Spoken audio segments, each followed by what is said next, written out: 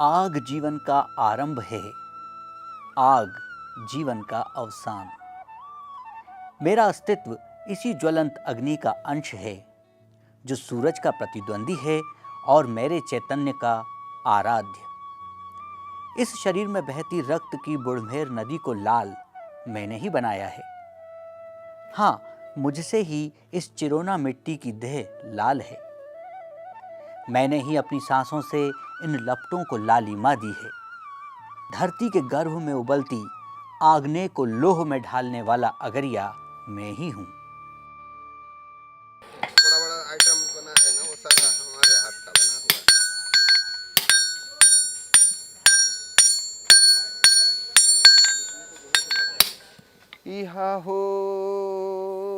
इहा हो शिल्पी भाई शिल्पी बनावा, इहा हो शिल्पी भाई शिल्पी बनावा।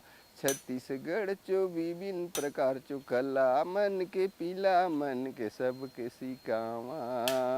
छत्तीसगढ़ चो विभिन्न प्रकार चो कला, मन के सबके सिकावा। इहा हो छत्तीसगढ़ चो कलाकार मन शिल्पी बनावा। इहा हो छत्तीसगढ़ चो कलाकार मन शिल्पी बनावा।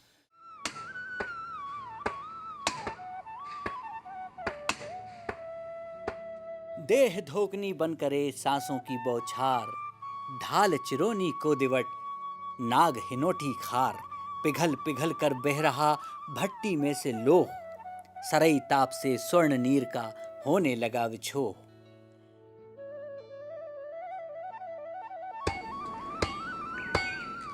पत्थर पर माथा धरे अंगारे की छाप, तप्त अगन से साज रहा देह अगरिया आप, देह अगरिया आप।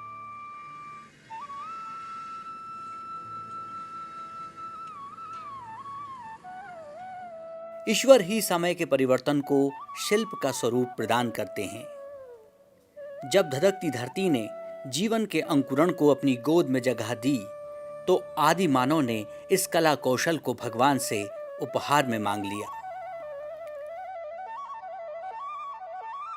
अगरिया, ये आदिवासी समुदाय आदिकाल से ईश्वर के शिल्प पुरस्कार को सहेजता आ रहा है।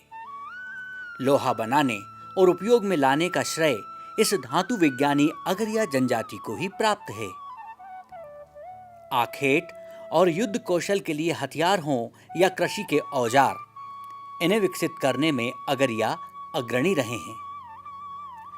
अगरिया अपनी उत्पत्ति अग्नि से मानते हैं। आग से ही अगरिया शब्द का जन्म हुआ है। इतिहासकारों की माने तो मध्य प्रदेश, छत्तीसगढ़ और महाराष्ट्र में निवास करने वाला ये समुदाय मूल रूप से गोंड आदिवासी समाज का ही एक अंग है। प्रचलित मान्यता के अनुसार इनके पितृदेव दूल्हा देव हैं। ये वन गोंड देवता, बूरा देव और लोहासुर की भी पूजा करते हैं। लोहा गलाने वाले भट्टों में अपने देवताओं का निवास मानते हैं अगरिया और उसकी विधि विधान से उपासना करते हैं। बुढ़मेर नदी की चिरोना मिट्टी से लोहा निकालने और पत्थर को गलाकर लोहा बनाने का काम करने वाले अगरिया आदिवासी द्रविड़ समूह की एक उपजाति के तौर पर भी पहचान रखते हैं। ऐतिहासिक प्रमाण है कि अगरिया जनजाति का लौह शिल्प रोम से लेकर पर्शिया तक मशहूर था। लौह अयस्क के प्रति अगरिया आदिवासी समाज की वैज्ञानिक समझ के कारण ही पूरे विश्व में भारत के लौह उद्योग का वर्चस्व था।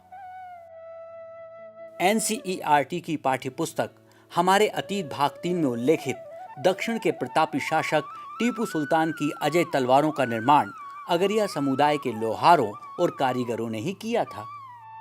मध्य भारत में निर्मित तलवारों को जंग न लगने के खास गुण के साथ अपने घुमावदार गोल आकार के कारण अजय माना जाता है।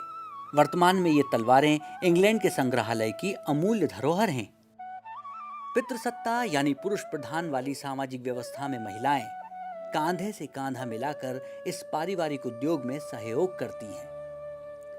लौह अयस्क की पहचान वाले पत्थर को बीन कर लाने और अंगार भट्टों को बनाने में इस समाज की स्त्रियां निपुण होती हैं। प्राचीन साक्ष्य को स्वीकारें तो अगरिया के अंगार भट्टे और धोकनी को देखकर ही महर्षि पतंजलि ने भस्त्रिका प्राणायाम को प्रतिपादित किया है। निर्बल को न सताइए, बाकी मोटी हाय, मरे चाम की धोंक से लोहा भस्म हो जाए।